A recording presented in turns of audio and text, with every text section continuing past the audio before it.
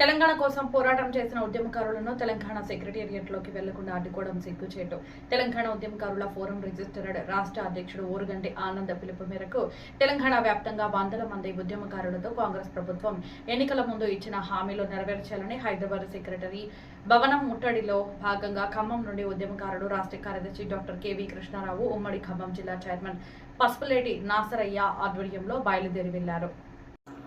తెలంగాణ ఉద్యమకారులకు ఇచ్చిన హామీని 2 నెలల్లో అమలు చేయాలని గౌరవ హైకోర్టు ఆదేశాలు జారీ చేసింది. ఈ నెల 23వ తారీఖు 2 నెలలు ముగుస్తున్నది. ప్రిన్సిపల్ సెక్రటరీ గారికి వినతి పత్రం ఇవ్వడానికి వెళ్లిన తెలంగాణ ఉద్యమకారులను అరెస్టు చేయడానికి తీవ్రంగా తెలంగాణ ఉద్యమకారుల ఫోరం రిజిస్టర్డ్ రాష్ట్ర కార్యదర్శి డాక్టర్ కెవి కృష్ణారావు ఖండించారు.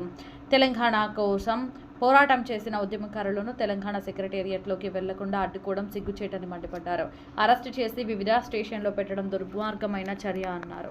కాంగ్రెస్ ప్రభుత్వం కమిటీల పేరుతో కాలయాపన చేయకుండా వెంటనే తెలంగాణ ఉద్యమకారులకు కాంగ్రెస్ పార్టీ ఇచ్చిన హామీలను నెరవేర్చాలి. తెలంగాణ ఉద్యమకారులను గుర్తించి ఐడెంటిటీ కార్డు ఇవ్వాలి. ఉద్యమకారులకు ప్రతి నెల స్వతంత్ర సమరయోధులకు ఇస్తున్నట్లు 25,000 పెన్షన్ ఇవ్వాలి. తెలంగాణ ఉద్యమకారులకు నివాసయోగ్యమైన 250 గజాల స్థలం మరియు సంక్షేమ బోర్డును ఏర్పాటు చేయాలి.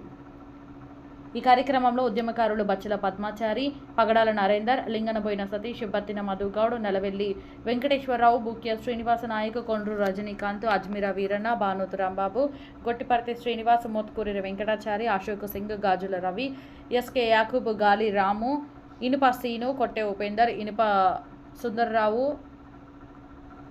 పసుపులేటి శ్రీనివాస్, రాజు, బాబురావు తదితరులు పాల్గొన్నారు.